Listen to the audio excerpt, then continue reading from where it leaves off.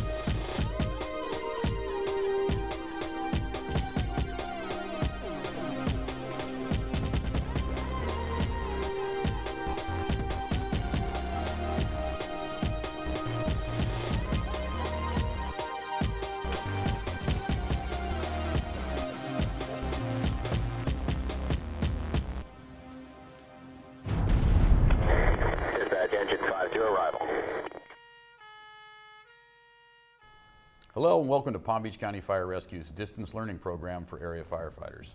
On today's program, we'll learn how to protect ourselves and the public when responding to illegal drug labs. Then we'll check in with Chief Schaffner and find out some of the things that have been happening on the Hill. Finally, we'll visit the shop for some important information about the Horton Rescue Unit.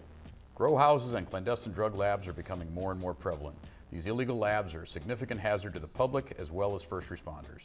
Before we can respond effectively to a suspected illegal lab, we should first get a better understanding of how the problem has evolved. Here's some information on the topic of meth labs from a person who deals with it every day.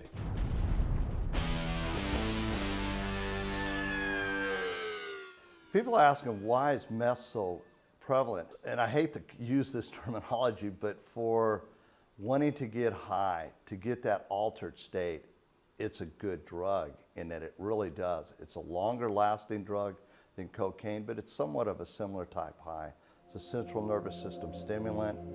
Cocaine, 30, 60-minute high. Meth, anywhere from 4 to 12 hours. And it's easy to get. A lot of it's coming up from Mexico, but if you can't get that, it's something that you can make your own and completely do it from start to finish all by yourself. Whereas cocaine, heroin, these other drugs, you're gonna have to deal with a drug dealer, somebody else that's making it. With meth, you can do everything start to finish all by yourself. And it's such a powerful and addictive drug.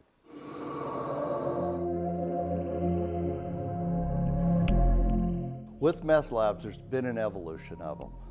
The first illegal clan labs back in the 1960s. Methamphetamine, methadone, which is known among drug users as speed. As incredible as it may sound, the person who's using this drug as a drug user will smack or mainline, that is, take intravenously 1,000 milligrams, 100 times the dose that any person would give in the medical use of this kind of drug. We saw the P2P process. Very complicated. Took a lot of chemicals. Wasn't a lot of chemicals that were used for legitimate household use. Those tend to be very big, complicated process. Then we saw them starting to use different ones. The true anhydrous ammonia, the red phosphorus. The red phosphorus, it's a 5 to 8 hour process. Makes a few ounces at a time, but even those labs are getting smaller. Anhydrous ammonia method came along. And that one even made it quicker. Took the process down to an hour or two. But as we in law enforcement are able to attack at the problem, targeting different chemicals, they tend to take a step back. Okay, we were looking for the anhydrous ammonia, started watching, so they took a step back, learned how to create their own ammonia. And now the evolution is that it's smaller and smaller stages of labs, the states of them. Instead of the 2 liter, they're down to a 1 pot. Instead of making 2 to 4 ounces at a time or a pound or 2 like they used to with the P2P, now they're making just a few grams at a time. There's some other methods that are out there that we'll see whether they're going to take off or not, but this 1 pot is really starting to ramp up. Been very popular in the Midwest part of the country, starting to really pick up a lot of popularity in the southeast part of the country, starting to see the 1 pots even on the west. So it's something it's building, the momentum's going. I think it's going to be around for years to come. As we can attack at that, what new chemistry they'll find out to get around our investigations, we'll have to wait and see. But I think the 1 pots are here for a while. We have different concerns for inhalation hazards. Red phosphorus, you have phosphine gas. With the 1 pot, even though the solvents are everyday liquids that we deal with, if you read the warning containers, they all say don't inhale excessive amounts. You're going to have that, you're going to be exposed to it for a longer period of time. Handling of the different chemicals, ammonia nitrate, well, it's fertilizer, but then you're mixing it with water and sodium hydroxide, you're making an ammonia gas. It's toxic to inhale that, so you don't want to be inhaling a gas on that. Even the sodium hydroxide, strong base, drain opener, you don't want to be handling that. It gets wet, very caustic material. So it's things that you don't want to touch with your bare hands. So you want to wear the proper equipment, personal protective equipment, or our PPE, having specialized gloves, the nitrile gloves. We wear some Nomex gloves because of the fire hazard with it. So we have a lot of different hazards working together. And even though it's a little container, it still has those flammable and toxic inhalation hazards that we see with the other labs.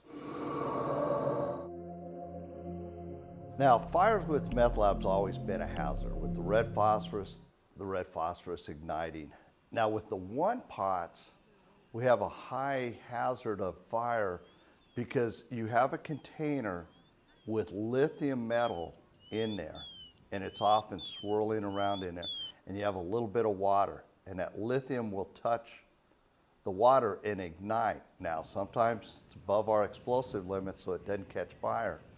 But other times it'll melt the container, it's at that right explosive limit, and it will ignite.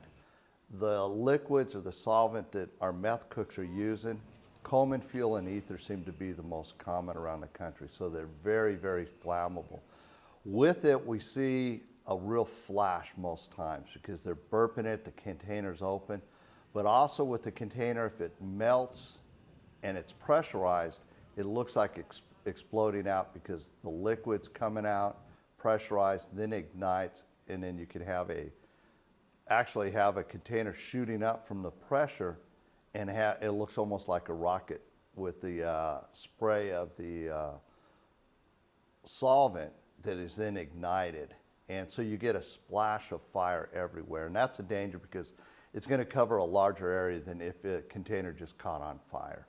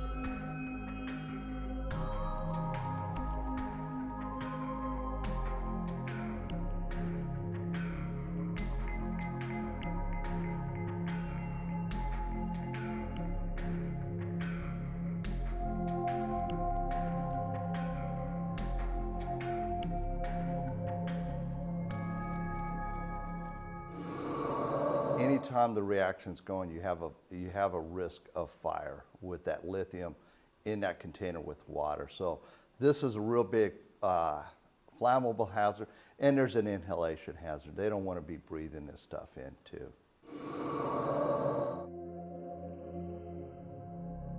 The best thing is if they suspect that it is a lab, is don't touch it. If you agitate it up, it can start pressurizing, or if they find it and it's already pressurized up, they think that they got to handle it because it's about ready to explode. Rarely will these things pressurize up beyond the capacity of the container, because usually the reaction will stop. Best thing for them to do is to secure the area, call in your lab team, let them come in with the proper equipment. But yeah, if they suspect they got a lab, treat it as if it is a lab, secure the area off, call in a lab team, but never ever handle it. Now that we have an understanding of meth labs and some of the dangers associated with them, let's find out how to make an effective response. Hello, I'm District Captain Tim McCabe, assigned to Station 34, Battalion 9 Special Operations. Today's presentation will review first responder operations level actions when faced with a methamphetamine lab, commonly referred to as a meth lab. Due to the chemicals used in the making of methamphetamine, meth labs are inherently dangerous to all who could come in contact with them. These illegal labs are becoming more of a problem for us as first responders. The problem specifically facing us as firefighters is that these dangerous labs can now be set up at any location or even be in the trunk of a vehicle. Fire rescue, what's the location of your emergency? Because we may not be initially dispatched to a meth lab incident, we must maintain situational awareness at all times. The presence of odd odors or other potentially harmful chemicals used in the making of methamphetamine could be indicators of a hazardous material situation. A response to unknown medical call or complaint of a strange odor could be an indicator for a heightened level of awareness. As first responder operations level, it is important that we use a simple acronym from Palm Beach County Fire Rescue SOG 2401. That acronym is RIPNOT, which stands for Recognize and Identify, Isolate, Protect, and Notify. This simple acronym can be used on known and unknown hazardous materials incidents. Crews should recognize and identify that they may have come across a meth lab operation from the presence of odd odors of a flammable fuel nature, large quantities of over-the-counter coal medicine boxes, along with drain cleaner, lithium batteries, and 2-liter soda bottles. The presence of these items should raise suspicion and give you cause to proceed with extreme caution. If recognized and identified as a meth lab operation, a proper size-up of the hazard must be completed, and the officer must set up command. The incident commander must now isolate the potential hazard area from bystanders and other first responders. By isolating the hazard, we have created an exclusion zone around the hazard, which is an area that no personnel should enter unless trained. If there are any potential victims that need decontaminating, they must be put in an area of safe refuge until decontaminated. This area of safe refuge will be upwind and uphill of the hazard area. Another action of RIPNOT is to protect. It is important to protect the responders, the public, property, and any potential evidence. It is paramount that first responders only take those actions of a defensive nature, such as emergency decontamination, diking, damming, diverting, vapor suppression or diversion, remote shut-off, fire suppression or exposure protection, moving or relocating containers. The emergency response guide can be used as an effective resource by the first responder in order to set up initial isolation and evacuation distances, fire suppression, and first aid.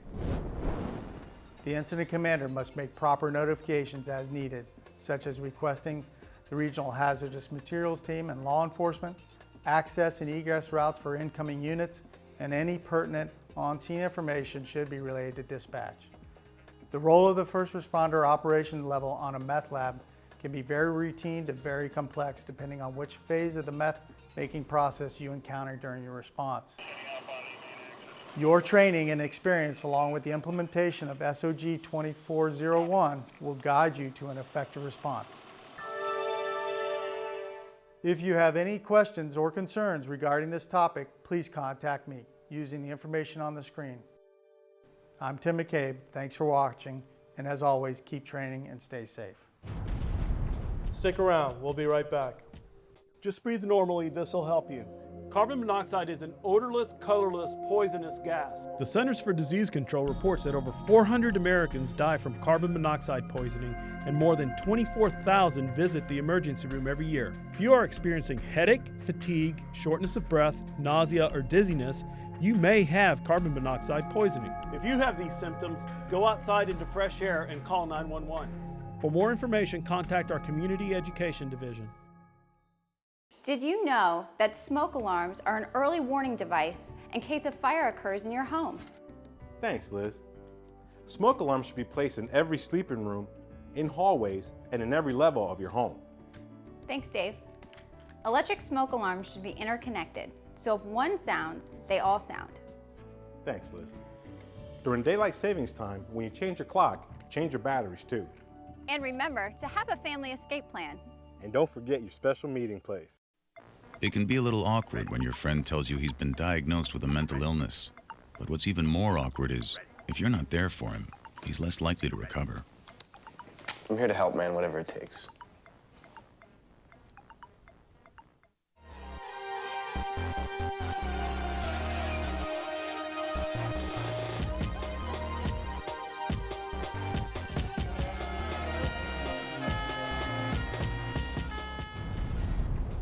Welcome back to our program. Our department routinely evaluates new equipment to determine its usefulness to our personnel. Much of that testing takes place at our regional facility here at Palm Beach County Fire Rescue's headquarters. Here's Division Chief James Schaffner with this month's Happenings on the Hill. Hey everybody. Lots of happenings on the Hill over the last month or two, not the least of which was nozzle testing. Let's take a look and see how it went.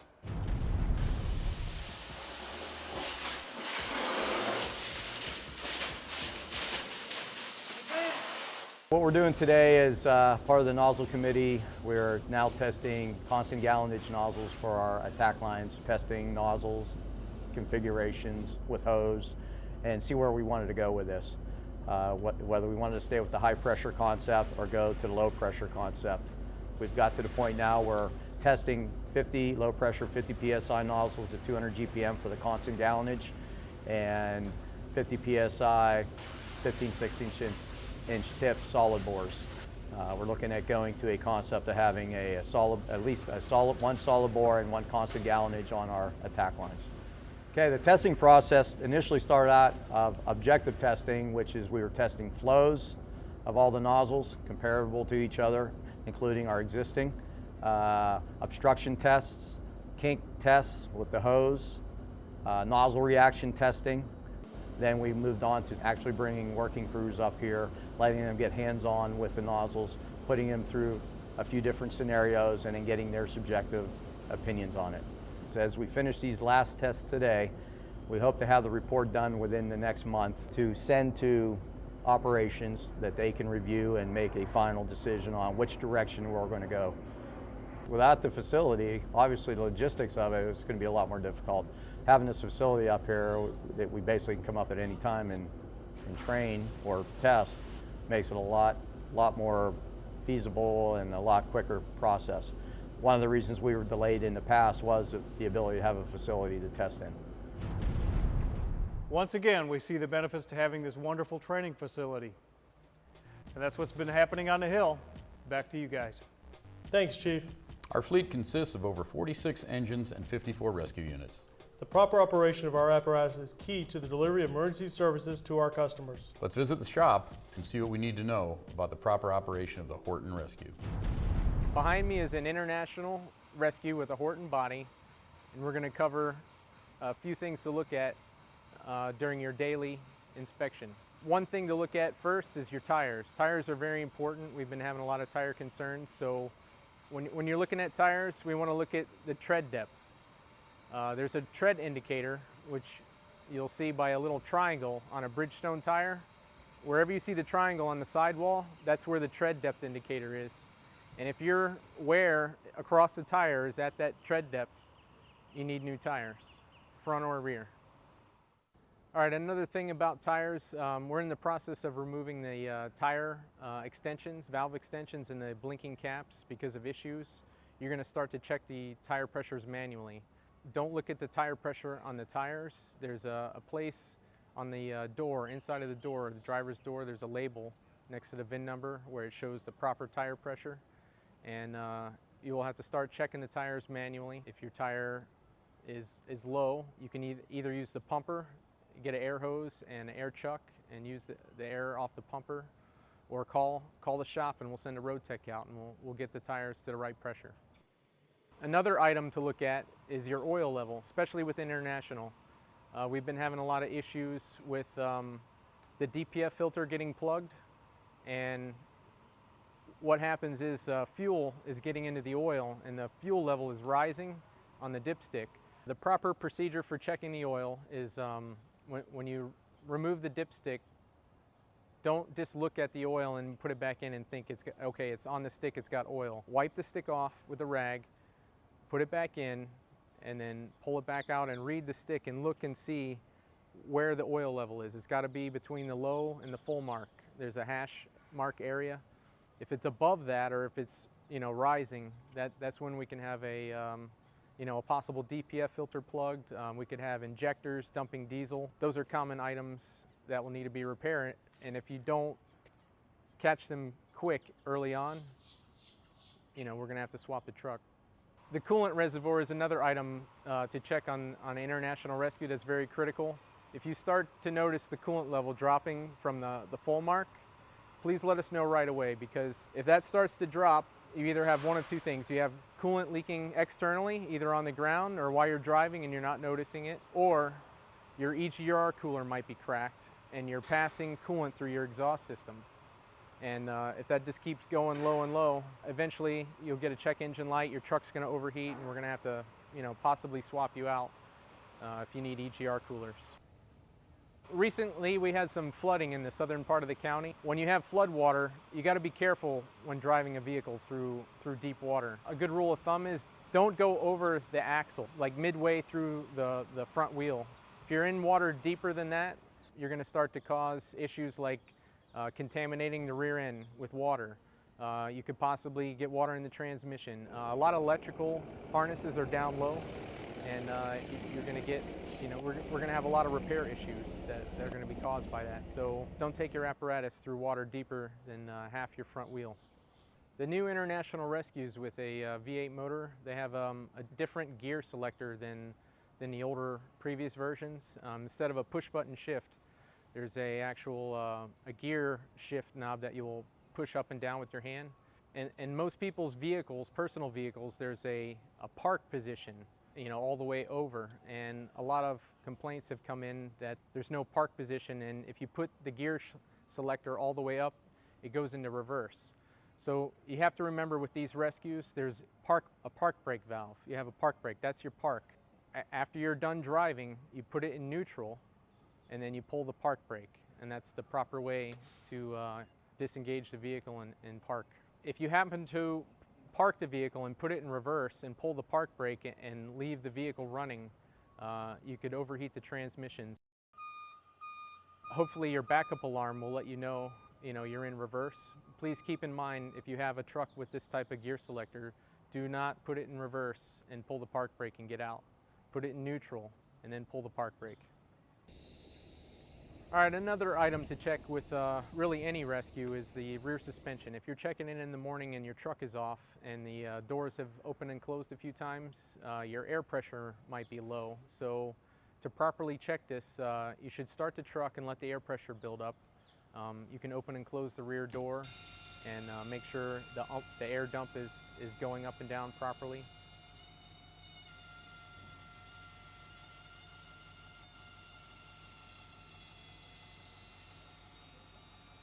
If you're going to leave the door open with it down, just remember when you get a call and your truck's been sitting a while, you're going to have to let that air pressure build up enough.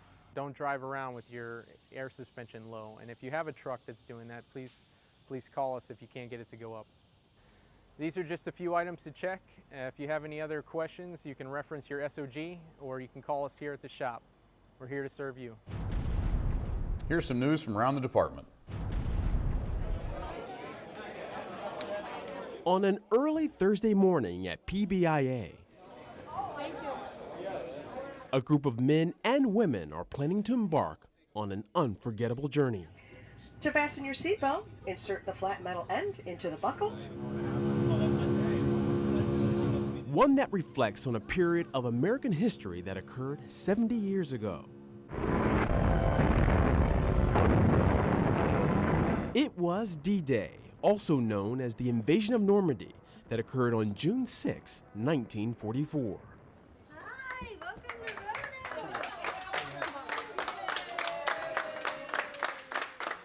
These military veterans are headed to Bedford, Virginia to commemorate the 70th anniversary of the Normandy landings at the National D-Day Memorial. Standing in support of these heroes is Honor Flight of Southeast Florida, an organization dedicated to ensuring that vets like these receive the opportunity to attend memorials like this one.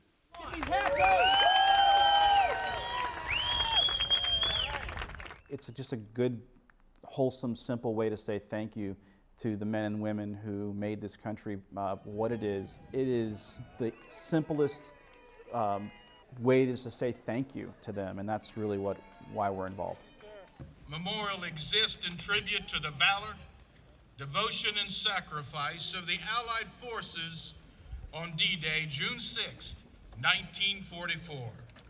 It's very touching. There's no doubt about it. Even members of Palm Beach County Fire Rescue stood by the veterans' sides as their guardians, in a way that looks after each and every one of them as they celebrate their service and their fight for freedom that we enjoy today. Every time I've done one of these honor flights, I do take something away, and what it is, I meet a friend, I learn about an individual that's served our country, and I'll never be able to replace that experience to really see how the war was and what these guys went through their eyes, and that's something I would want to do with my dad, and certainly I'm able to do this now with Honor Flight, and it's fantastic. June 6, 2014, a day remembered not only to honor those who dared to storm the beaches of Normandy, but also a time that shows that America's greatest generation will never be forgotten. It is the most enriching experience that I've experienced in my 48 years. And for me, anybody that's got any kind of initiative to help and love veterans, this is one of the best ways to do this. Reporting for Palm Beach County Fire Rescue, I'm Derek Wiley. That's all the time we have for today's program. Thanks for watching. As always, if you have ideas for future topics, contact us in the Training and Safety Division at the address on the screen. Until next time, keep training and be careful while you're in the hot zone.